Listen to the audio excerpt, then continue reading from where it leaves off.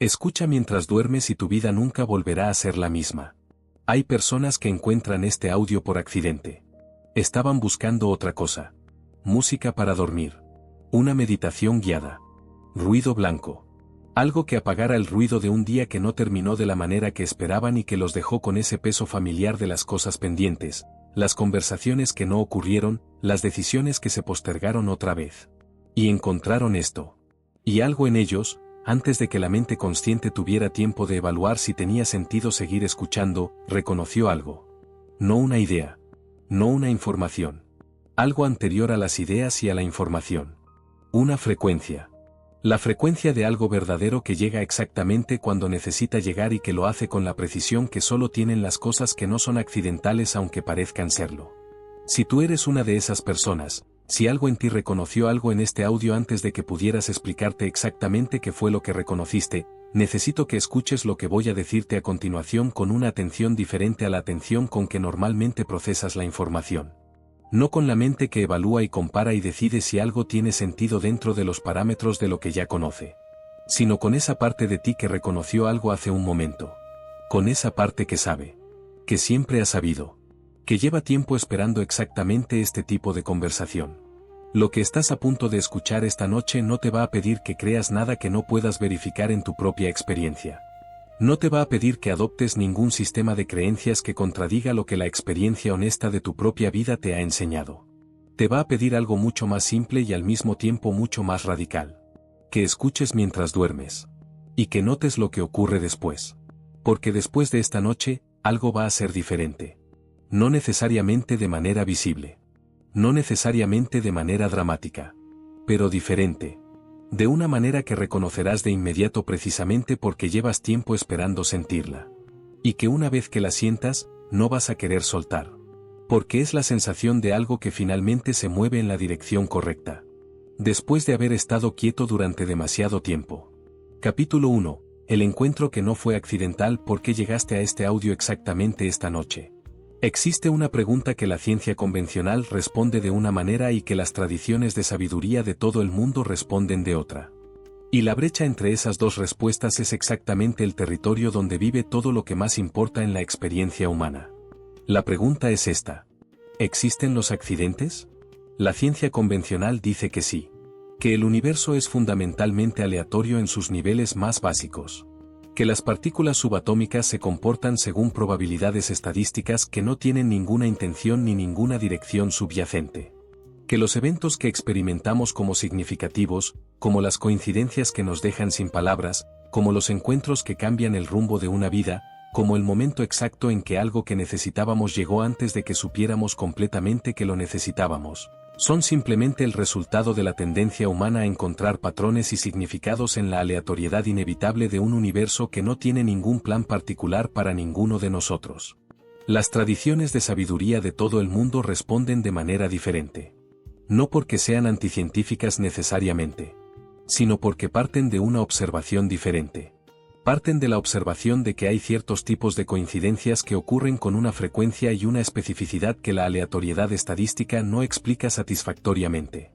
Que hay momentos en la vida de prácticamente cada ser humano que ha prestado suficiente atención a su propia experiencia donde algo llega exactamente cuando necesita llegar, con exactamente la forma que necesita tener, produciendo exactamente el efecto que la situación requería. De una manera que retroactivamente parece demasiado precisa para ser simplemente el resultado de la aleatoriedad estadística del universo. Carl Jung llamó a esos momentos sincronicidades. Y dedicó una parte significativa de su obra a intentar comprender el mecanismo por el cual eventos externos que no tienen ninguna conexión causal obvia pueden coincidir con estados internos de una manera que produce significado, que produce orientación, que produce exactamente la información o la experiencia que la psique necesitaba en ese momento preciso de su proceso de desarrollo. Jung no era un místico en el sentido de alguien que rechaza el pensamiento racional en favor de la fe ciega en lo invisible. Era un científico de la mente con el rigor intelectual suficiente para reconocer que hay fenómenos que la causalidad lineal no explica satisfactoriamente y con la valentía intelectual suficiente para intentar desarrollar marcos conceptuales que pudieran acomodar esos fenómenos sin traicionar ni la experiencia vivida ni el rigor del pensamiento científico. La sincronicidad era su respuesta a esa necesidad.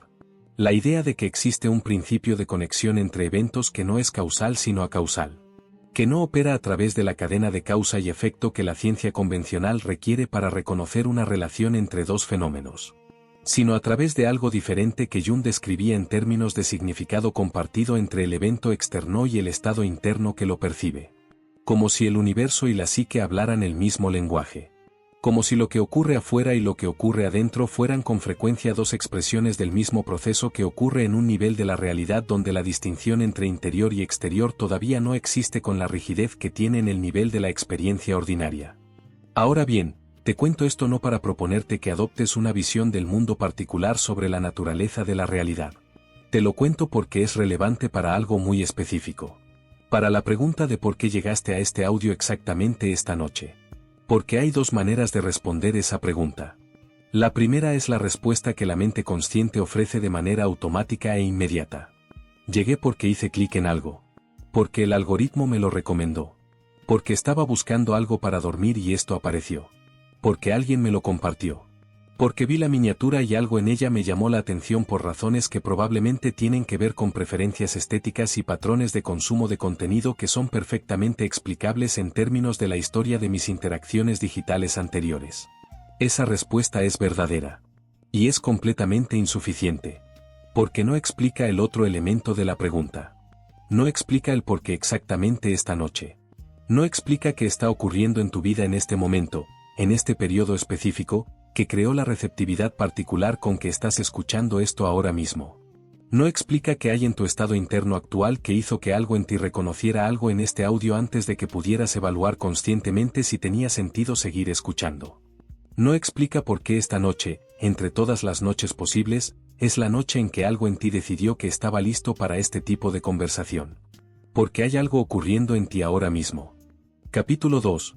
Lo que cambia cuando todo parece igual, el proceso invisible que ya está transformando tu realidad mientras lees esto. Hay un experimento mental que quiero proponerte. No como un ejercicio abstracto que requiere tu participación activa y consciente en este momento donde el sueño ya está esperando en los bordes de tu atención con la paciencia infinita de algo que sabe que tarde o temprano va a llegar. Sino como una imagen que quiero depositar en tu mente antes de que el sueño llegue porque las imágenes que están presentes en el umbral del sueño tienen una manera particular de seguir trabajando durante la noche de maneras que ninguna imagen recibida en plena vigilia puede igualar. La imagen es esta. Imagina que tienes en tus manos un vaso de agua completamente transparente. El agua está en reposo. Perfectamente quieta. Perfectamente clara. Desde afuera el vaso parece contener simplemente agua. Sin ninguna característica particular que lo distinga de cualquier otro vaso de agua en reposo sobre cualquier otra superficie en cualquier otro lugar del mundo. Ahora imagina que alguien añade al agua una sola gota de tinta. Una sola gota. Tan pequeña que en el momento en que toca la superficie del agua apenas es visible. Tan pequeña que si no estuvieras mirando directamente en el momento exacto en que cae, podrías no haberla notado en absoluto. Y ahora observa lo que ocurre. La tinta no permanece donde cayó. No se queda en el punto de impacto formando una mancha pequeña y contenida que no afecta al resto del agua. Comienza a moverse. Lentamente al principio. Con la delicadeza de algo que no quiere perturbar más de lo necesario el equilibrio del sistema que está comenzando a habitar. Se extiende. Se ramifica. Crea patrones que los físicos llaman difusión y que los artistas llaman simplemente hermosos porque tienen esa cualidad específica de los procesos naturales que ocurren exactamente como deben ocurrir sin ninguna fuerza externa que los dirija y sin ningún plan consciente que los organice. Y si observas el vaso 20 minutos después del momento en que cayó esa única gota, el agua ya no es transparente. Ha cambiado. No de manera dramática todavía. Quizás solo un leve tono azul o negro o verde que alguien que no estuviera prestando atención podría no notar si no supiera que antes el agua era completamente transparente. Pero ha cambiado. Fundamentalmente. Irreversiblemente. Porque la tinta que se difundió en el agua no puede ser separada del agua por ningún proceso simple. Se ha convertido en parte del sistema. Ha modificado la naturaleza del sistema de una manera que no puede deshacerse simplemente removiendo lo que fue añadido porque lo que fue añadido ya no está separado de lo que existía antes. Son uno. El agua con tinta y la tinta en el agua son la misma cosa. Ahora ya no existe el agua original sin la tinta. Existe algo nuevo. Algo que es el resultado de la unión de lo que existía y lo que fue añadido. Algo que no puede volver a ser lo que era antes de que esa única gota cayera. Lo que estoy describiendo es exactamente lo que ocurrió en tu subconsciente desde el momento en que comenzaste a escuchar este audio. No mañana. No después de escucharlo suficientes veces como para que algún umbral de repetición produzca el cambio que buscas. Desde el primer momento.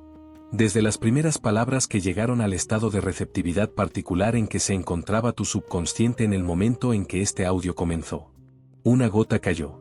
No la ves todavía porque el proceso de difusión está en sus etapas más tempranas y más invisibles. No la sientes todavía con la claridad con que vas a sentirla cuando haya recorrido suficiente distancia dentro del sistema para hacerse perceptible en el nivel de la experiencia consciente. Pero está ocurriendo. Con la misma certeza y la misma inevitabilidad con que la tinta se difunde en el agua. Con la misma imposibilidad de ser detenida o revertida una vez que comenzó. Con la misma precisión silenciosa de todos los procesos naturales que ocurren exactamente como deben ocurrir independientemente de si alguien los observa o los valida o los comprende o los cree posibles. Ahora quiero llevarte más profundo en esta imagen porque hay algo en ella que todavía no he mencionado y que es quizás el elemento más importante de todo lo que vamos a explorar esta noche. La difusión de la tinta en el agua no ocurre de manera uniforme. No avanza en todas las direcciones con la misma velocidad y la misma intensidad como si fuera un círculo perfecto que se expande simétricamente desde el punto de impacto. Avanza siguiendo los caminos de menor resistencia. Encuentra las corrientes microscópicas que existen dentro del agua aunque el agua parezca completamente en reposo desde afuera y la sigue con la inteligencia instintiva de algo que no tiene mente pero que se comporta como si supiera exactamente dónde están los caminos que permiten avanzar con mayor facilidad y mayor velocidad. Y en esos caminos de menor resistencia avanza con una rapidez que contrasta dramáticamente con la lentitud con que avanza en las zonas donde la resistencia es mayor. Tu subconsciente funciona exactamente así. Las comprensiones nuevas que estamos depositando en él esta noche no avanzan de manera uniforme a través de la totalidad de la programación instalada. Avanzan siguiendo los caminos de menor resistencia. Encuentran primero las áreas donde la programación heredada es menos rígida, menos antiguas, menos defendida por las capas de experiencia confirmatoria que la han reforzado durante más tiempo. Y en esas áreas avanzan con una rapidez que puede producir cambios perceptibles mucho antes de lo que la comprensión lógica del proceso sugeriría.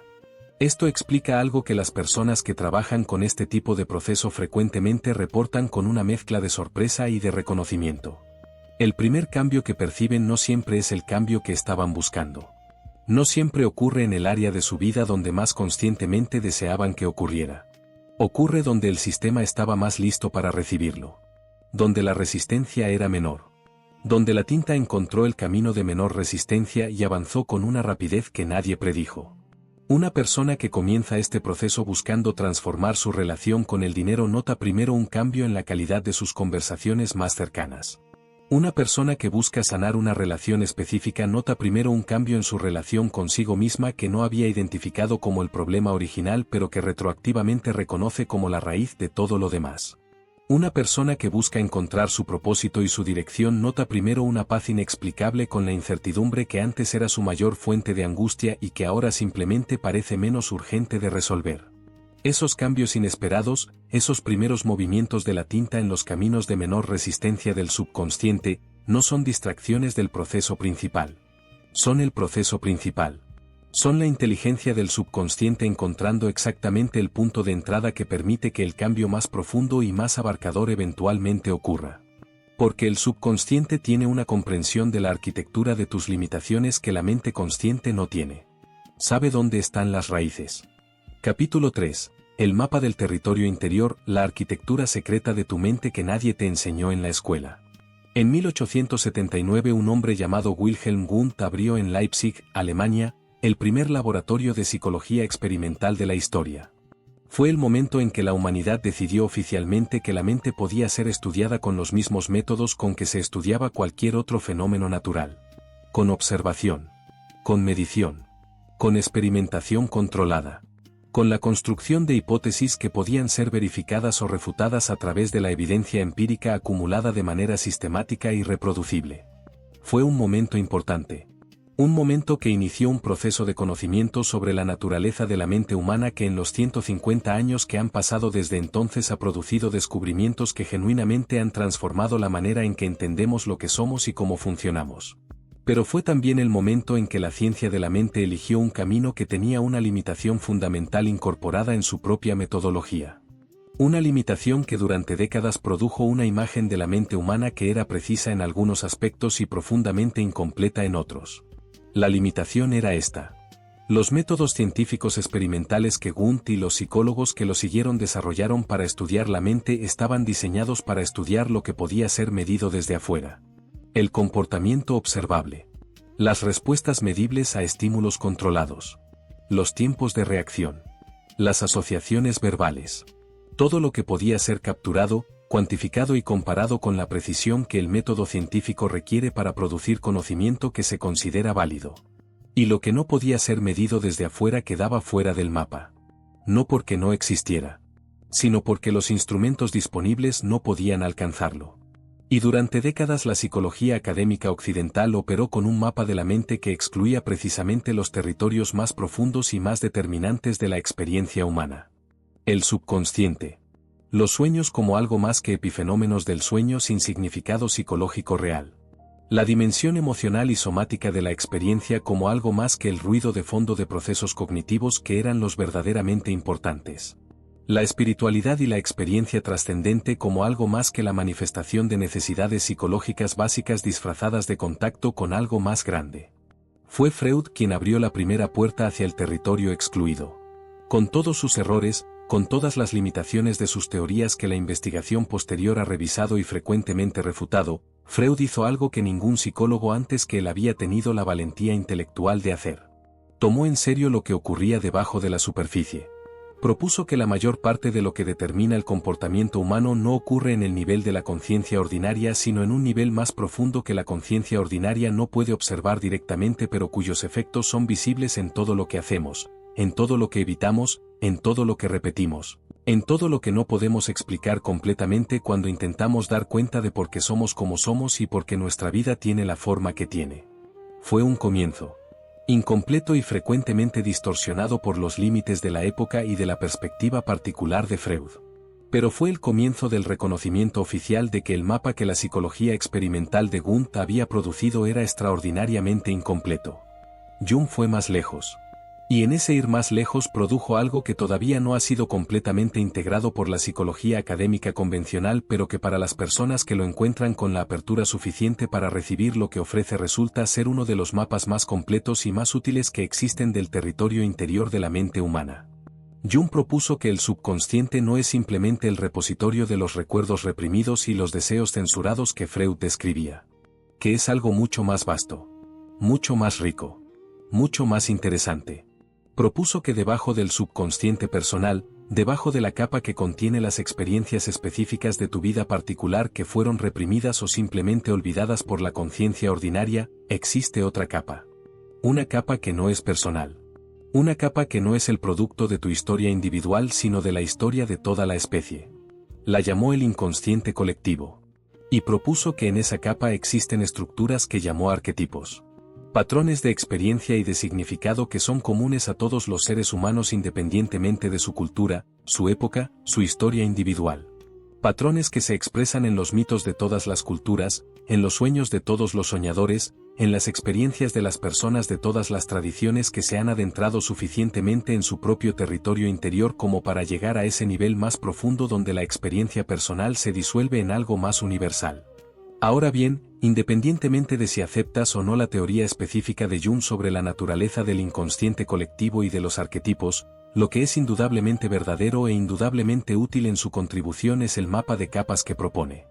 La imagen de la mente como un territorio con múltiples capas de profundidad creciente donde cada capa tiene sus propias características, sus propias reglas de funcionamiento, sus propios tipos de contenido y sus propios métodos de acceso. Y donde la capa más superficial, la conciencia ordinaria que la psicología convencional de Wundt había estudiado casi exclusivamente, es en muchos aspectos la menos determinante de todas las capas para la calidad de la experiencia de vida de una persona. Porque es la capa más delgada. La capa que está más expuesta a la influencia del entorno inmediato pero que paradójicamente tiene menor poder sobre el comportamiento fundamental que las capas más profundas que operan en silencio debajo de ella. Como la superficie del océano. Que es la parte más visible, más estudiada, más fácilmente observable desde la orilla. pero que no determina lo que ocurre en las corrientes profundas que circulan en las profundidades y que son las que realmente mueven los continentes y regulan el clima del planeta. Esta imagen del territorio interior como un océano con múltiples profundidades es el mapa que quiero que tengas claramente en tu mente mientras escuchas lo que sigue. Porque es el mapa que te permite entender exactamente lo que este audio está haciendo en tu subconsciente esta noche. Y porque lo que está haciendo en las profundidades produce los cambios en la superficie que ningún trabajo exclusivamente superficial podría producir con la misma eficiencia y la misma permanencia. La primera capa es la conciencia ordinaria. La mente que habla, que planifica, que evalúa, que juzga, que recuerda deliberadamente y que proyecta deliberadamente hacia el futuro. La mente que crees que eres cuando piensas en ti mismo como una entidad pensante con un sentido de identidad coherente y continuo a través del tiempo. Es la superficie del océano.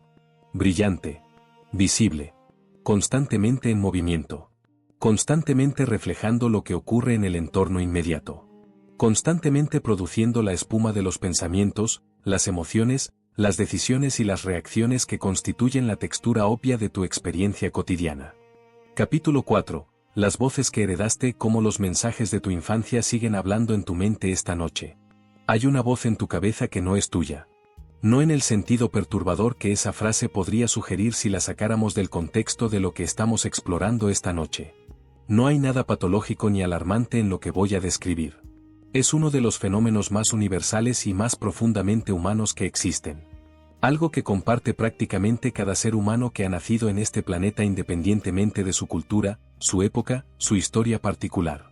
Pero es también uno de los fenómenos más profundamente determinantes de la calidad de la experiencia de vida de una persona y uno de los menos reconocidos conscientemente por las personas que lo experimentan precisamente porque es tan familiar, tan constante, tan completamente integrado en el tejido de la experiencia cotidiana que se vuelve invisible. Como el agua para el pez. Como el aire para los que respiran. Como el fondo constante de una música que llevas tanto tiempo escuchando que ya no la escuchas conscientemente pero que nunca ha dejado de estar presente. Esa voz. Para entender de dónde viene esa voz necesitas entender algo sobre los primeros años de tu vida que probablemente nadie te explicó con la claridad que merece cuando eras lo suficientemente joven como para que esa explicación hubiera marcado una diferencia importante en cómo te relacionaste con lo que escuchabas. Los primeros 7 años de la vida humana son un periodo de absorción masiva e indiscriminada de información sobre la naturaleza de la realidad. No en el sentido académico de la palabra información, sino en el sentido más fundamental y más radical. Tu cerebro en esos primeros años no estaba equipado con los mecanismos de filtrado crítico que el cerebro adulto usa para evaluar la información antes de integrarla.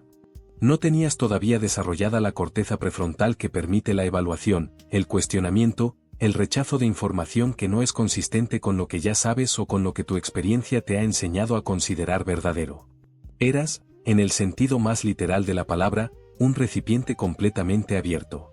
Todo lo que llegaba a tus sentidos entraba. Sin filtro. Sin evaluación. Sin la posibilidad de decir esto no lo acepto porque no es consistente con mi experiencia previa o con mis valores o con lo que la evidencia disponible sugiere que es verdadero. Simplemente entraba. Y se instalaba. Como programación fundamental. Como los axiomas desde los cuales toda la geometría posterior de tu experiencia de la realidad sería construida.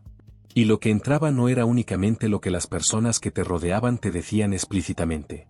No era únicamente los mensajes directos, los elogios y las críticas, las afirmaciones y las negaciones, las descripciones explícitas de quién eras y de lo que podías esperar de la vida y de lo que eras capaz y de lo que merecías.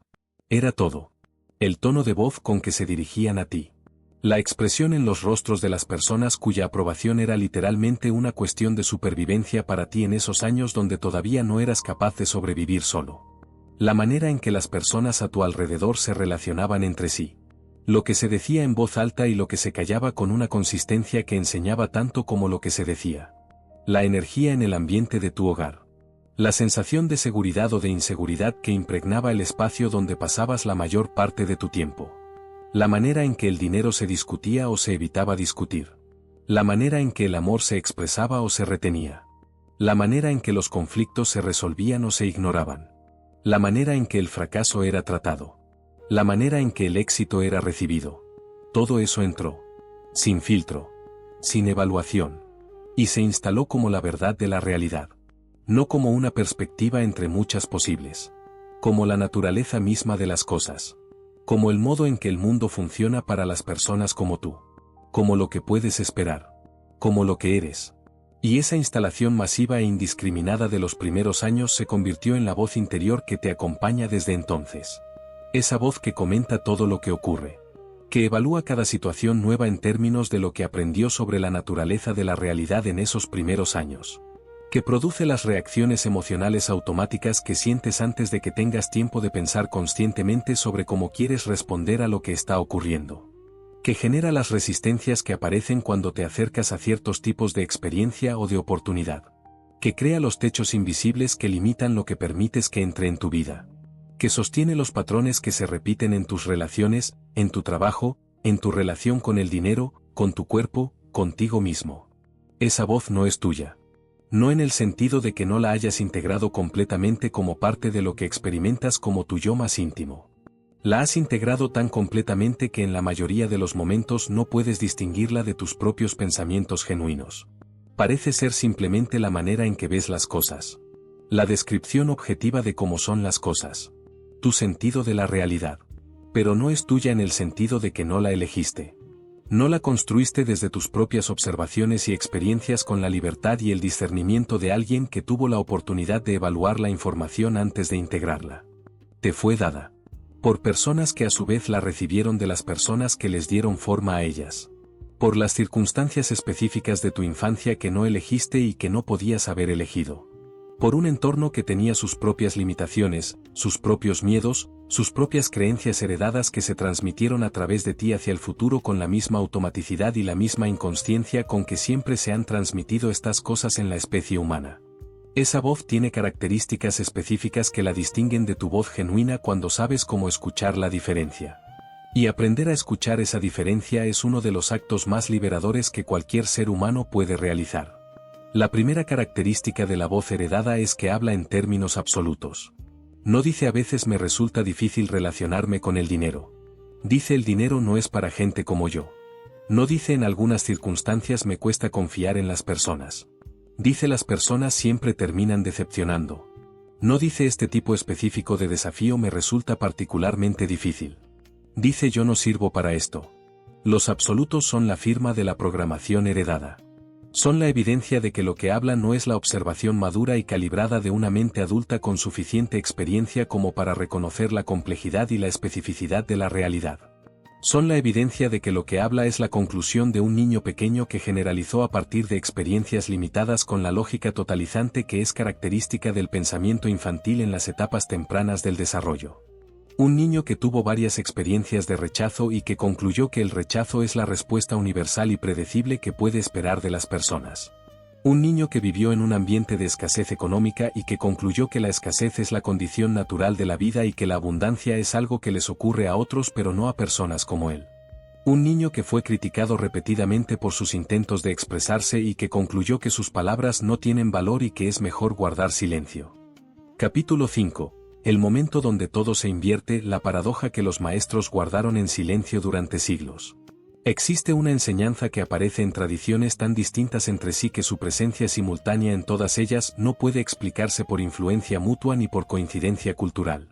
Aparece en el taoísmo chino con el nombre de Wu Wei. Aparece en el budismo zen con el concepto de Musin. Aparece en el sufismo con la doctrina de la fana y el tawakkul. Aparece en la tradición cristiana contemplativa con lo que los maestros del desierto llamaban kenosis. Aparece en la filosofía estoica con el concepto de amor fati y la distinción entre lo que está en nuestro poder y lo que no está en nuestro poder. Aparece en la psicología junguiana con el concepto de la rendición al proceso de individuación. Aparece en la física cuántica, aunque los físicos raramente lo formulan en estos términos, con el principio de que el acto de observación afecta al fenómeno observado de maneras que sugieren que la relación entre el observador y lo observado no es la relación pasiva y unidireccional que la física clásica asumía. Todas estas tradiciones tan radicalmente distintas en su lenguaje, en su cosmología, en sus prácticas específicas y en su contexto cultural e histórico están señalando hacia exactamente la misma comprensión. Una comprensión que formulada directamente suena paradójica hasta el punto de parecer absurda para la lógica convencional. pero que experimentada directamente produce un cambio en la relación con la realidad que ninguna otra comprensión puede producir con la misma profundidad y la misma permanencia. La comprensión es esta. El esfuerzo excesivo en la dirección equivocada produce exactamente el resultado opuesto al que busca. Y el aparente no hacer, la rendición deliberada al proceso que ya está ocurriendo en lugar del control ansioso de ese proceso, produce resultados que el esfuerzo nunca pudo producir. Déjame mostrarte cómo funciona esto en la experiencia cotidiana antes de llevarlo al nivel más profundo donde tiene sus implicaciones más radicales y más transformadoras. Piensa en el acto de intentar dormir. No en el acto de dormirse naturalmente cuando el cuerpo y la mente están suficientemente relajados para que el sueño llegue con la naturalidad con que siempre llega cuando no se interpone nada en su camino. Sino en el acto de intentar dormir cuando no puedes dormirte. Cuando el sueño no llega y la mente consciente decide que necesita intervenir activamente para producir el sueño que el cuerpo necesita. ¿Qué ocurre cuando intentas dormirte? La vigilancia que el intento produce es exactamente la opuesta del estado que el sueño requiere para llegar. El sueño requiere la rendición de la vigilancia consciente. Y el intento de producir esa rendición a través de un acto de voluntad consciente es una contradicción en sus propios términos. Cuanto más intentas dormirte, más despierto estás.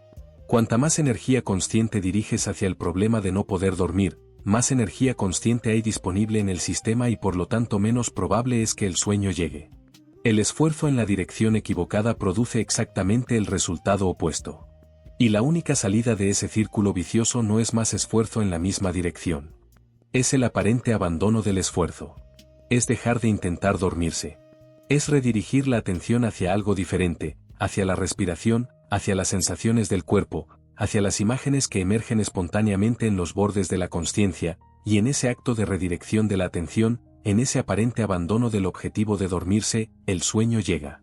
No porque hayas hecho algo especial para producirlo, sino porque dejaste de hacer lo que lo impedía.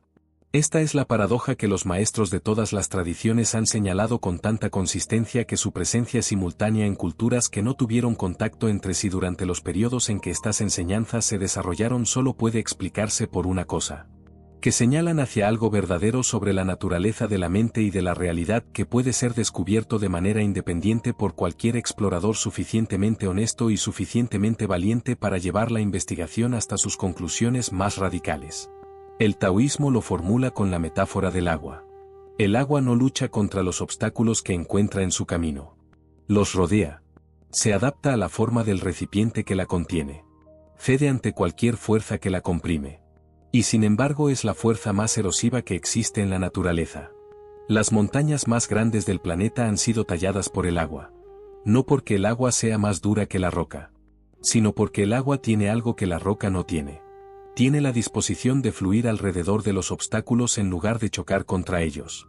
Tiene la paciencia de continuar su movimiento durante el tiempo que sea necesario sin el agotamiento que el esfuerzo sostenido contra la resistencia inevitablemente produce. Tiene la flexibilidad de encontrar siempre el camino de menor resistencia y de seguirlo con la certeza tranquila de algo que sabe que eventualmente llegará a donde necesita llegar. El Wu Wei del taoísmo no es pasividad. No es resignación. No es la renuncia a la intención o al propósito o a la dirección deliberada de la propia vida. Es la acción que fluye desde la naturaleza profunda de las cosas en lugar de la acción que intenta imponerse sobre esa naturaleza desde afuera. Es el movimiento que sigue la corriente en lugar del que lucha contra ella. Es la intención que se alinea con lo que ya está en proceso de ocurrir en lugar de la intención que intenta producir desde cero algo que el sistema todavía no está listo para recibir. El sufismo lo formula con la doctrina del tawakkul. La confianza en Dios que en su formulación más sofisticada y menos frecuentemente enseñada no es la confianza pasiva de quien espera que una fuerza externa resuelva los problemas que él mismo no quiere enfrentar, sino la confianza activa de quien hace todo lo que está en su poder hacer con la mayor excelencia y la mayor integridad de que es capaz y luego suelta el resultado. No porque el resultado no importe, sino porque la energía que se invierte en controlar ansiosamente el resultado es energía que se sustrae de la calidad de la acción que podría producirlo. El apego ansioso al resultado, la necesidad de controlar la manera en que las cosas se desarrollan, la incapacidad de confiar en el proceso que ya está ocurriendo, no aumenta las probabilidades de que el resultado deseado se produzca. Las disminuye. Porque distorsiona la acción que podría producir ese resultado con la energía del miedo, de la ansiedad, de la contracción que siempre acompaña a la necesidad de control. Y la acción distorsionada por el miedo produce resultados que reflejan el miedo más frecuentemente que resultados que reflejan la intención original. La psicología moderna llama a esto la profecía autocumplida. Las tradiciones contemplativas lo llaman el obstáculo que el ego crea para su propia iluminación. La física cuántica lo llama el colapso de la función de onda producido por la observación. Todos están describiendo lo mismo. La interferencia que la consciencia ansiosa y controladora produce sobre el proceso que podría llevarse a cabo de manera más eficiente si esa consciencia aprendiera a hacerse a un lado. Capítulo 6. Los sueños que tu subconsciente te envía, el lenguaje olvidado que habla desde tus profundidades cada noche. En el año 1900 Sigmund Freud publicó un libro que tituló con una ambición que en el contexto de la psicología académica de la época resultaba casi escandalosa. Lo llamó la interpretación de los sueños. No una propuesta preliminar sobre los sueños. No algunas observaciones iniciales sobre el fenómeno onírico. La interpretación de los sueños. Con el artículo determinado que en alemán como en español implica que existe una manera correcta de interpretar los sueños y que este libro va a enseñártela. La ambición era real. Y aunque muchas de las interpretaciones específicas que Freud propuso en ese libro han sido revisadas, cuestionadas y frecuentemente abandonadas por la psicología posterior, la intuición fundamental que lo animaba era genuina y era importante. Los sueños no son ruido aleatorio. Son comunicación. Son el lenguaje que las capas más profundas de la mente utilizan para comunicarse con las capas más superficiales cuando los canales ordinarios de comunicación, los que operan durante las horas de vigilia bajo la supervisión constante del guardián de la corteza prefrontal, no están disponibles o no son suficientemente amplios para transmitir lo que necesita ser transmitido. Esa intuición no era nueva cuando Freud la formuló en el lenguaje de la psicología científica naciente de finales del siglo XIX. Era una de las intuiciones más antiguas y más consistentemente sostenidas de la experiencia humana a través de todas las culturas y todas las épocas. Los egipcios tenían templos específicamente dedicados a la incubación de sueños reveladores donde los sacerdotes y las personas que buscaban orientación dormían con el propósito deliberado de recibir mensajes de las profundidades que durante las horas de vigilia permanecían inaccesibles. Los griegos consultaban los oráculos del sueño en los santuarios de Asclepio donde los suplicantes dormían sobre pieles de animales sacrificados esperando que el dios de la medicina visitara sus sueños con la información que sus cuerpos y sus almas necesitaban para sanar. Los hebreos consideraban ciertos sueños como comunicación directa de lo divino y la historia del Antiguo Testamento está atravesada de extremo a extremo por sueños que cambiaron el curso de la historia individual y colectiva. Los indígenas de Norteamérica incorporaban las visiones oníricas como elementos centrales de sus procesos de iniciación y de toma de decisiones comunitarias. Los aborígenes australianos desarrollaron una cosmología entera, el tiempo del sueño, construida alrededor de la comprensión de que el estado onírico no es una experiencia secundaria y derivada de la realidad de vigilia sino un territorio igualmente real y en algunos aspectos más fundamental que el mundo experimentado durante las horas de luz. Todas estas tradiciones, separadas por océanos y milenios y diferencias culturales que hacen casi imposible la influencia mutua, convergían en la misma comprensión. Los sueños son el lenguaje de las profundidades. Son la manera en que lo que no puede ser dicho directamente durante las horas de vigilia encuentra su camino hacia la consciencia a través de imágenes, de narrativas, de símbolos que tienen una lógica diferente a la lógica del pensamiento consciente pero que no por eso son menos precisos ni menos informativos. Son una forma de sabiduría que opera con reglas diferentes a las reglas del pensamiento ordinario. Con la lógica de la metáfora en lugar de la lógica de la argumentación. Con el lenguaje de la imagen en lugar del lenguaje de la proposición. Con la precisión del símbolo en lugar de la precisión del dato. Y con una capacidad de transmitir información sobre el estado del sistema interior, sobre lo que está ocurriendo en las profundidades del subconsciente, sobre lo que necesita atención, sobre lo que está en proceso de cambio, sobre lo que está intentando emerger desde las profundidades hacia la superficie, que ningún análisis consciente puede igualar en profundidad y en completitud. Ahora bien, hay algo sobre los sueños que necesito decirte con una claridad particular porque es el elemento que más frecuentemente se malentiende cuando las personas comienzan a prestar atención a sus sueños con la intención de aprender de ellos. Los sueños no tienen un significado fijo que pueda ser descifrado a partir de un diccionario de símbolos universal. No existe el sueño con agua que siempre significa emociones o el sueño con vuelo que siempre significa libertad o el sueño con persecución que siempre significa huida de algo. Esos diccionarios de sueños que pueblan las librerías de la sección esotérica y que ofrecen interpretaciones predeterminadas para las imágenes oníricas más comunes son útiles en el mejor de los casos como punto de partida para una conversación con el propio subconsciente. Y en el peor de los casos son una distracción que aleja del significado genuino que ese sueño específico tiene para esa persona específica en ese momento específico de su vida. Porque los sueños hablan en el idioma personal del soñador. Utilizan las imágenes, las personas, los lugares y las situaciones que tienen un significado específico y personal para esa persona construido a través de toda su historia individual y que no puede ser transferido a ningún otro soñador con ninguna garantía de que ese mismo símbolo tenga el mismo significado. El agua puede significar emoción en los sueños de alguien que creció junto al mar y tiene con el océano una relación de fascinación y de conexión profunda. Y puede significar algo completamente diferente en los sueños de alguien que casi se ahogó en la infancia y lleva el agua como el símbolo de una experiencia límite que reorganizó su relación con la vulnerabilidad y el control de una manera que todavía no ha sido completamente procesada. El significado genuino de un sueño no se encuentra en la imagen. Se encuentra en la resonancia emocional que esa imagen produce en el soñador. En la sensación que deja después de despertar. En la pregunta que activa si el soñador está dispuesto a hacérsela con suficiente honestidad para recibir la respuesta que el sueño está intentando transmitir. ¿Qué está intentando decirme este sueño sobre lo que está ocurriendo en mis profundidades? ¿Qué aspecto de mi vida interior que no he estado prestando suficiente atención durante las horas de vigilia está intentando hacerse visible a través de estas imágenes? ¿Qué siente el soñador en el sueño y qué circunstancias de su vida de vigilia producen la misma sensación aunque quizás de maneras menos obvias y menos dramáticas? Estas preguntas, formuladas con la honestidad y la apertura suficientes para recibir respuestas genuinas en lugar de respuestas cómodas, son la puerta de entrada a la inteligencia que los sueños transmiten.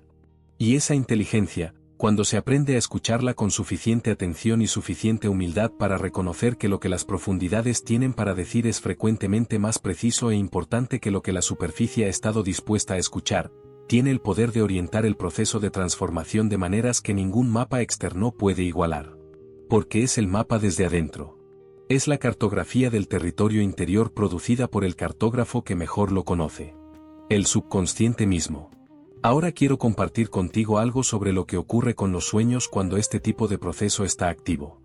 Capítulo 7. La frecuencia del amor propio, el elemento que transforma todo lo demás y que nadie te enseñó a cultivar. Hay una palabra que ha sido usada tan frecuentemente, tan superficialmente y con tan poco respeto por la profundidad de lo que genuinamente describe que ha perdido para muchas personas gran parte de su poder de transmitir algo real. La palabra es amor. Y específicamente en el contexto de lo que vamos a explorar en este capítulo, amor propio. Esas dos palabras juntas, amor propio, han sido apropiadas por la industria del bienestar y del desarrollo personal con una voracidad y una superficialidad que han producido una versión de esa idea que es simultáneamente omnipresente en la cultura contemporánea y completamente desconectada de lo que esas palabras genuinamente significan cuando se las toma en serio. Amor propio en su versión cultural actual significa fundamentalmente dos cosas. Significa conductas de autocuidado superficial que son frecuentemente más una forma de consumo que una forma genuina de cuidado. Y significa una actitud de autoafirmación que frecuentemente se confunde con el narcisismo defensivo de quien ha decidido que protegerse del dolor significa no permitir que nada ni nadie lo afecte. Ninguna de estas dos cosas es amor propio en el sentido genuino y profundo que hace de esa experiencia el elemento más transformador de toda la psicología humana. Y para entender por qué el amor propio genuino es tan transformador necesitas entender algo sobre su naturaleza que la versión cultural empobrecida completamente obscurece. El amor propio genuino no es una actitud. No es una práctica. No es una decisión consciente de valorarte más o de tratarte mejor o de establecer límites más claros o de comprarte más flores o de darte más tiempo libre. Aunque todas esas cosas pueden ser expresiones del amor propio genuino cuando emergen de él naturalmente. El amor propio genuino es una frecuencia. Una frecuencia específica en la que el ser humano puede operar y desde la cual toda la experiencia de la realidad, toda la relación con el mundo, toda la capacidad de recibir y de dar, de crear y de conectar, se transforma de maneras que ninguna práctica superficial puede producir porque esas transformaciones son el resultado natural de operar desde esa frecuencia y no el resultado de ningún esfuerzo consciente por producirlas. Y esa frecuencia, a diferencia de lo que la industria del bienestar sugiere, No se alcanza a través del consumo de más productos de autocuidado ni a través de la repetición de más afirmaciones sobre el propio valor. Se alcanza a través de algo que es simultáneamente más simple y más radical que cualquiera de esas cosas. Se alcanza a través de la presencia. La presencia genuina con uno mismo. La disposición de estar con lo que realmente está ocurriendo en el interior sin el impulso de mejorarlo inmediatamente, de explicarlo, de justificarlo, de transformarlo en algo más aceptable antes de permitirse sentirlo completamente. La valentía de sentarse con lo que es antes de intentar convertirlo en lo que debería ser. Esto es lo que los maestros contemplativos de todas las tradiciones han señalado cuando hablan de la compasión hacia uno mismo como condición previa para cualquier transformación genuina. No la compasión entendida como autoindulgencia que evita la responsabilidad, sino la compasión entendida como la disposición de mirar lo que está ahí con los ojos del amor en lugar de los ojos del juicio. Con la misma atención amable con que un padre genuinamente amoroso mira a su hijo cuando ese hijo está sufriendo o cuando ha cometido un error o cuando está enfrentando algo que todavía no sabe cómo manejar. Sin minimizar lo que está ocurriendo. Sin pretender que no es tan grave como parece. Sin apresurarse a ofrecer soluciones que silencien el dolor antes de que el dolor haya tenido la oportunidad de decir lo que tiene que decir. Simplemente estando. Simplemente mirando. Con la atención plena y el amor incondicional de alguien que no necesita que lo que ve sea diferente de lo que es para poder amarlo completamente. Esa cualidad de presencia amorosa hacia uno mismo es lo que la mayoría de las personas nunca ha experimentado de manera consistente y profunda. Y su ausencia es la raíz de una proporción mayor de lo que produce sufrimiento en la experiencia humana de lo que cualquier análisis superficial de los problemas de las personas revelaría. Porque cuando esa presencia amorosa hacia uno mismo no existe, cuando la relación con el propio interior está caracterizada por el juicio, por la impaciencia, por la exigencia, por la vergüenza, por la comparación constante con un estándar imaginario de lo que uno debería ser que nunca es alcanzado porque ese estándar siempre se mueve hacia adelante exactamente la distancia necesaria para permanecer fuera del alcance, el sistema opera desde una frecuencia de deficiencia. Desde la sensación fundamental de que algo está mal. De que no es suficiente. De que necesita ser diferente de lo que es para merecer la experiencia de estar completamente vivo y completamente presente en su propia existencia. Y desde esa frecuencia de deficiencia todo lo que el sistema produce lleva la marca de esa deficiencia. Las relaciones que establece buscan en el otro lo que no puede encontrar en sí mismo. Las decisiones que toma están frecuentemente motivadas más por el miedo a la deficiencia que por el movimiento hacia la plenitud. Los resultados que produce en el mundo llevan la firma de alguien que está creando desde la escasez interior aunque las circunstancias externas sean objetivamente abundantes. Y ninguna cantidad de éxito externo, ninguna cantidad de reconocimiento, de logros, de adquisiciones o de relaciones que funcionen bien desde afuera puede llenar el espacio que la ausencia de esa presencia amorosa hacia uno mismo deja en el interior. Porque ese espacio no puede ser llenado desde afuera. Solo puede ser llenado desde adentro. Solo puede ser llenado por la presencia que solo tú puedes ofrecerte. La presencia amorosa hacia tu propio interior. Hacia todo lo que está ahí. Lo que te gusta y lo que no te gusta. Lo que te enorgullece y lo que te avergüenza. Lo que funciona y lo que todavía no funciona. Lo que ya transformaste y lo que todavía está en proceso de transformación. Lo que entiendes completamente y lo que todavía es un misterio para ti. Todo eso merece la misma presencia amorosa. No porque todo deba permanecer como está, sino porque el cambio genuino, la transformación que dura y que produce resultados reales en el mundo, no emerge del rechazo de lo que es. Emerge de la aceptación de lo que es como el punto de partida desde el cual el movimiento hacia algo diferente puede comenzar. Y la aceptación no es lo mismo que la resignación. La aceptación es el reconocimiento honesto y sin juicio de lo que está ocurriendo. Capítulo 8. El tiempo que existe entre los tiempos porque la noche no es la ausencia del día sino su dimensión más profunda. Existe una comprensión sobre la naturaleza del tiempo que las culturas modernas han perdido casi completamente y que las culturas antiguas poseían con una claridad y una precisión que todavía resulta sorprendente cuando se estudia con suficiente atención para ir más allá de la superficie. No es una comprensión que requiera ningún sistema de creencias particular para ser reconocida como verdadera. No es una comprensión esotérica en el sentido de que solo puede ser comprendida por iniciados especiales que han recibido una transmisión particular de una tradición particular. Es una comprensión que puede ser verificada directamente en la propia experiencia por cualquier persona que esté dispuesta a prestar suficiente atención a la textura real de su propia experiencia del tiempo en lugar de aceptar sin cuestionamiento la versión del tiempo que la cultura moderna da por sentada como si fuera la única versión posible. La versión del tiempo que la cultura moderna da por sentada es esta. El tiempo es lineal. Fluye en una sola dirección. Del pasado hacia el futuro a través del presente que siempre está huyendo hacia el pasado con la misma velocidad con que el futuro está llegando para convertirse en presente. Y el tiempo es homogéneo.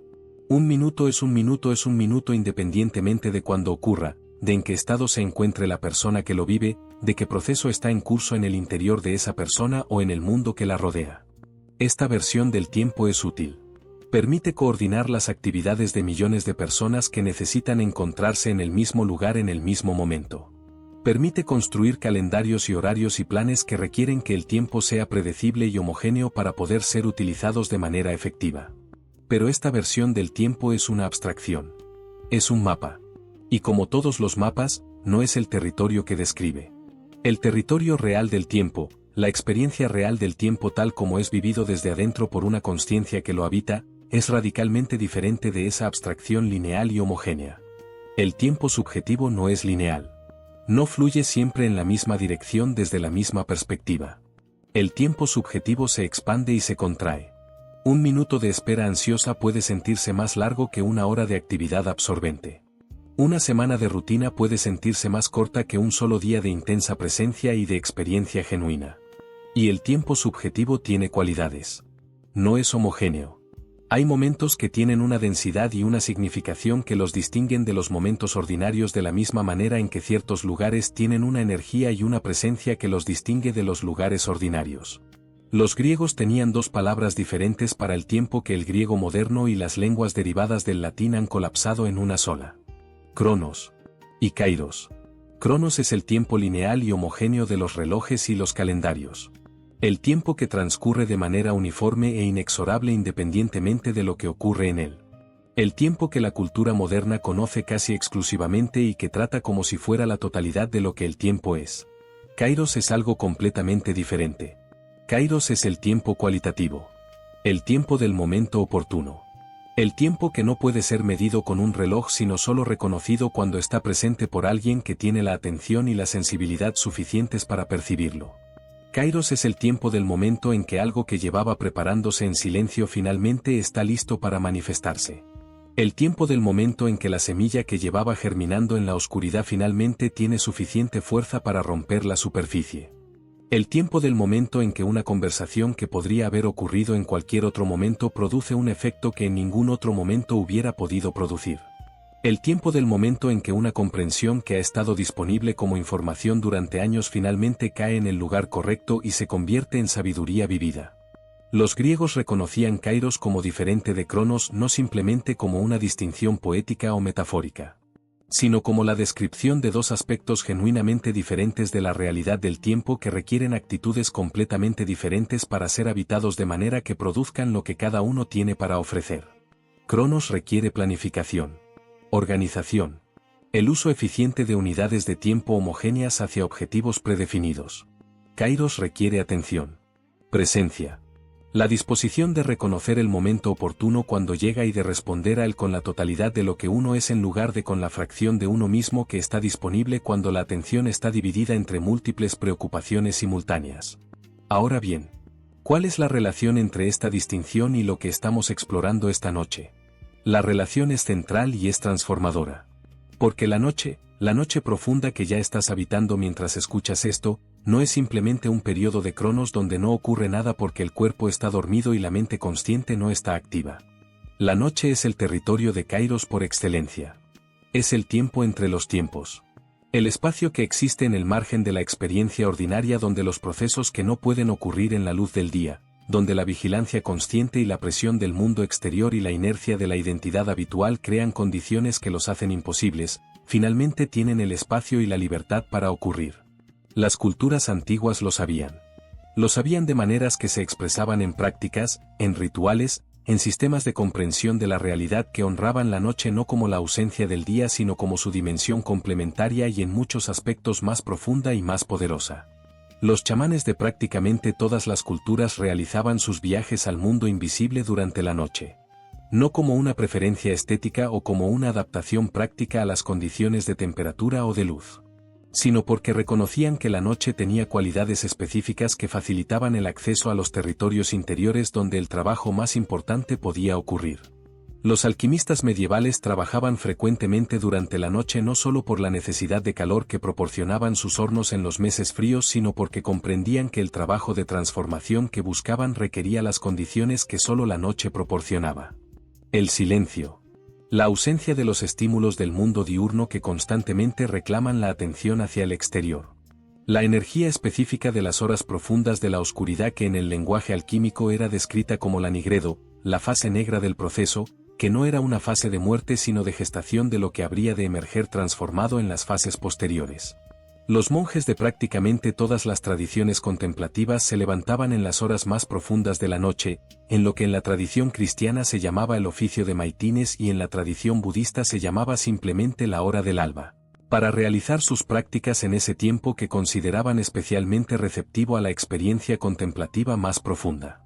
Todos reconocían lo mismo: que la noche tiene una cualidad específica de kairos que el día ordinario no tiene.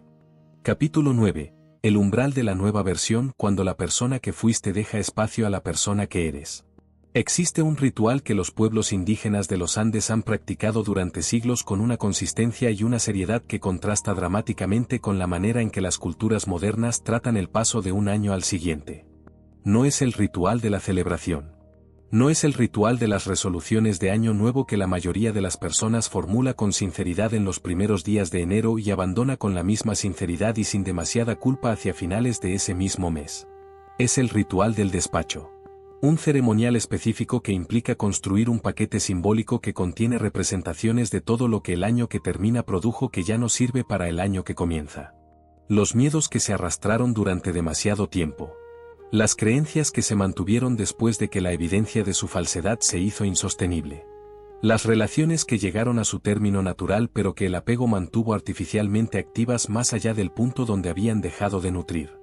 Los patrones de comportamiento que sirvieron en algún momento pero que ya no corresponden a quien la persona está llegando a ser. Las identidades parciales que fueron útiles en un periodo específico de la vida pero que se han vuelto demasiado pequeñas para contener lo que está emergiendo. Todo eso se empaqueta con intención y con cuidado. Y luego se quema. O se entierra. O se lanza al río. Dependiendo de la tradición específica dentro de la variedad de prácticas que el concepto del despacho ha producido en diferentes comunidades a lo largo de los siglos. El acto físico de la eliminación es menos importante que lo que ese acto representa. Representa el reconocimiento deliberado y honesto de que algo que fue real y fue importante y cumplió su función ya no es necesario. Y que mantenerlo, aunque sea por lealtad o por miedo a lo que llegaría a ocupar el espacio que dejaría, es un obstáculo para lo que quiere emerger. Los pueblos andinos que practican el despacho entienden algo que la cultura moderna generalmente no entiende sobre la naturaleza del cambio genuino. Entienden que el espacio para lo nuevo no aparece automáticamente. Tiene que ser creado deliberadamente. A través del reconocimiento honesto de lo que ya cumplió su ciclo.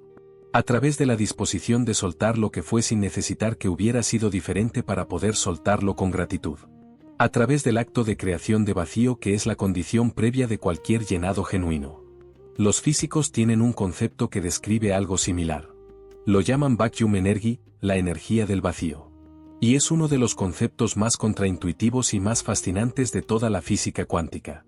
En la física clásica el vacío es simplemente la ausencia de materia. Un espacio donde no hay nada. Y la intuición sugiere que un espacio donde no hay nada no puede producir nada porque de la nada solo puede venir la nada. Pero la física cuántica descubrió algo que contradice completamente esa intuición. El vacío no está vacío. El vacío cuántico está lleno de lo que los físicos llaman fluctuaciones cuánticas. Pares de partículas y antipartículas que emergen espontáneamente de la nada. Existen por periodos de tiempo infinitesimalmente breves y luego se aniquilan mutuamente volviendo a la nada de donde emergieron. El vacío es el territorio de máxima potencialidad. El lugar donde todas las posibilidades existen simultáneamente en estado no colapsado. El espacio desde el cual la realidad emerge constantemente como emergió en el momento que los cosmólogos llaman el Big Bang, donde el universo entero emergió de una singularidad que desde cualquier perspectiva ordinaria equivale a la nada. El vacío no es la ausencia de potencial. Es la presencia de todo el potencial. Y la capacidad de crear espacio interior, de producir algo análogo al vacío cuántico en el territorio de la mente y de la identidad, es una de las capacidades más importantes y menos desarrolladas en la psicología humana moderna. Porque estamos entrenados para llenar. Para ocupar cada espacio disponible con actividad, con contenido, con identidad, con definiciones de quiénes somos y qué hacemos y qué queremos y qué creemos y qué rechazamos. Con las certezas que el ego necesita para sentirse seguro en un mundo que es fundamentalmente incierto y que el ego experimenta como amenazante precisamente en la medida en que no puede ser completamente definido y controlado. Y en ese llenado compulsivo de cada espacio disponible, en esa necesidad de estar siempre definidos, siempre identificados, siempre en movimiento hacia algún objetivo que justifique el espacio que ocupamos, no dejamos nunca el espacio que la emergencia de algo genuinamente nuevo requiere. Porque lo genuinamente nuevo no puede emerger de un sistema que no tiene espacio para recibirlo. Solo puede emerger del vacío. Del espacio que queda cuando lo que ya cumplió su función es soltado con suficiente honestidad y suficiente gratitud para que el soltar sea genuino y no simplemente otra forma de aferrarse. Esta noche, en las horas profundas de la oscuridad donde el proceso que este audio inició está en curso, algo de ese espacio está siendo creado. No de manera dramática. No a través de ninguna crisis ni de ninguna pérdida dolorosa.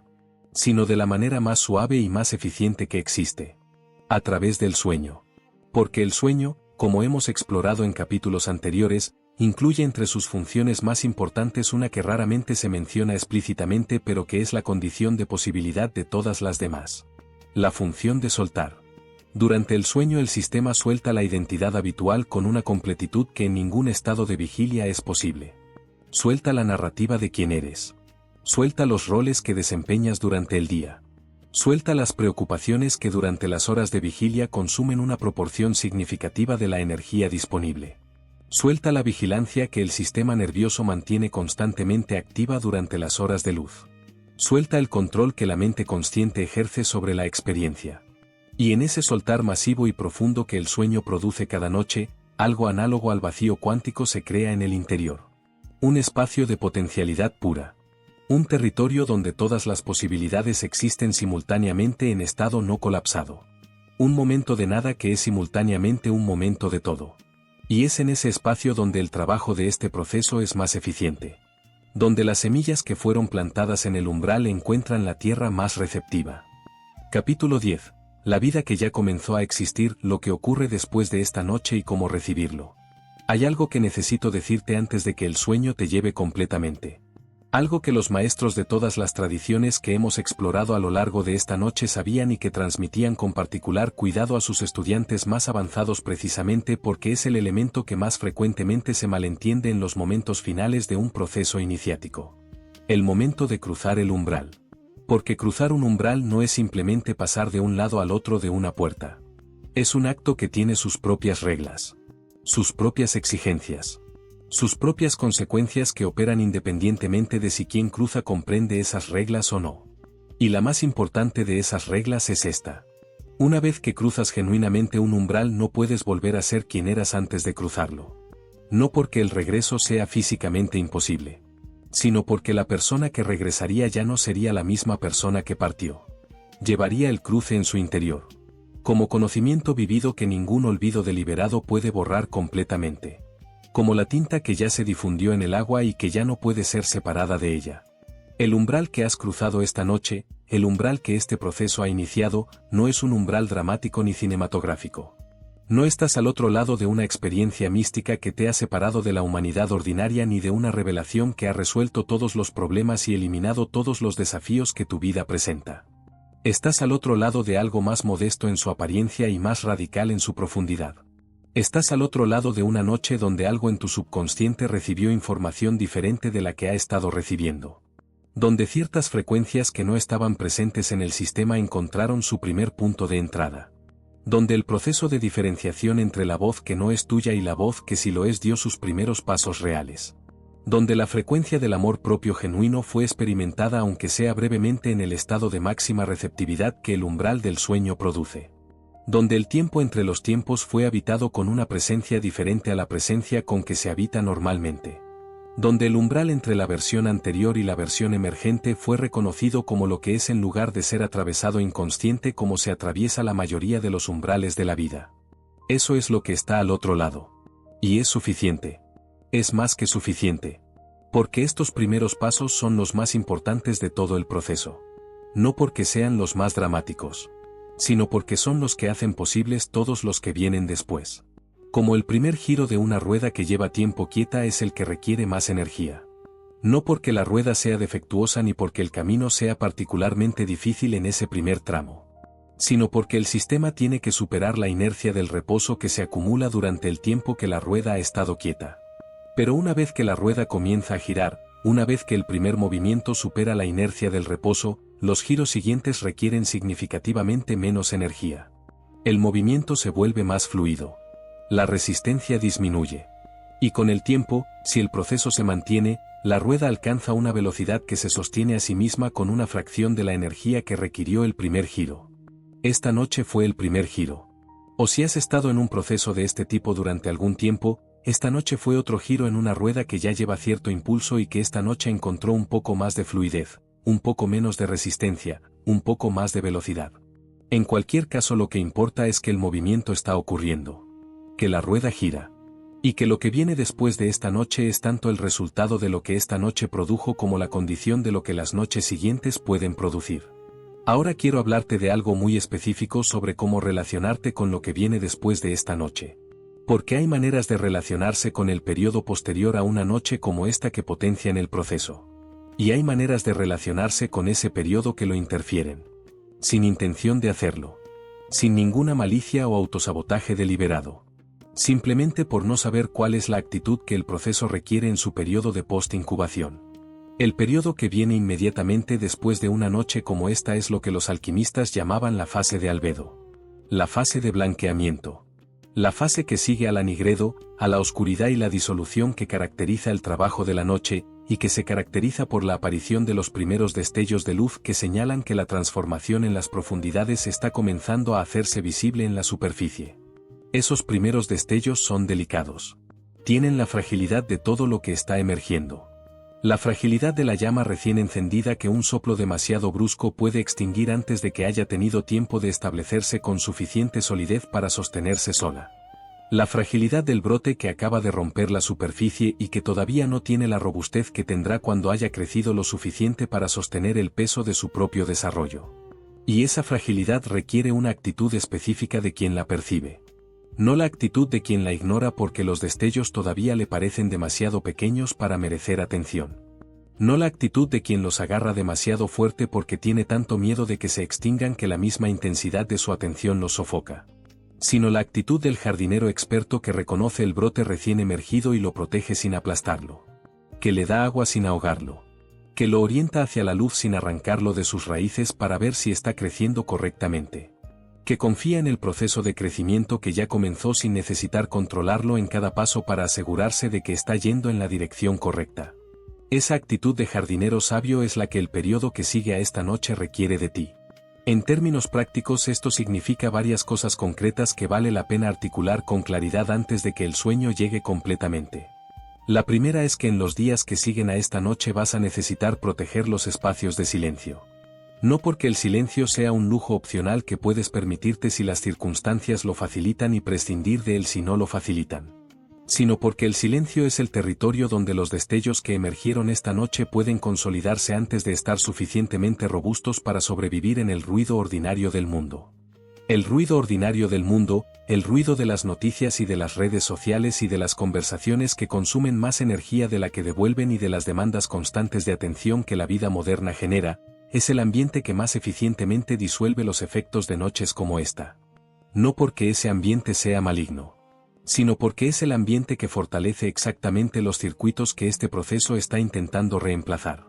Los circuitos de la reactividad automática, de la dispersión de la atención, de la operación desde la programación heredada sin la presencia suficiente para notar que eso es lo que está ocurriendo. Los espacios de silencio en los días que siguen no tienen que ser largos. No tienen que ser elaborados. Antes de que el sueño te lleve. Solo un momento más. Si algo de lo que compartimos esta noche llegó a un lugar más profundo de lo que las palabras ordinarias suelen alcanzar. Si hay algo en ti que reconoció algo en esta conversación antes de que pudieras explicarte completamente qué fue lo que reconociste. Hay algo que quiero pedirte. Que regreses mañana por la noche. Y la noche siguiente. No porque el proceso requiera este audio específicamente para continuar, sino porque la consistencia de la intención nocturna es el factor que más diferencia hace en la profundidad de lo que el proceso puede alcanzar. Y si este canal te ha dado algo que vale la pena preservar y continuar, suscríbete. No para alimentar ningún algoritmo, aunque eso también tiene su utilidad práctica para que este contenido llegue a las personas que lo están buscando sin saber todavía exactamente qué están buscando, sino como el gesto concreto de alguien que ha decidido que este proceso merece continuar. Que la transformación que comenzó esta noche merece la consistencia que la hace permanente. Y comparte este audio con alguien que sientas que está en el umbral de algo sin saber todavía cómo nombrarlo. Que está buscando exactamente esto sin saber exactamente qué es lo que está buscando. Ese regalo que le das cuesta nada. Y puede cambiarlo todo. Exactamente como esta noche puede haber cambiado algo en ti. Duerme bien. La vida que ya comenzó a existir te está esperando al otro lado de esta noche. Ya está ahí. Construyéndose en las profundidades. Con todo lo que eres. Hasta mañana.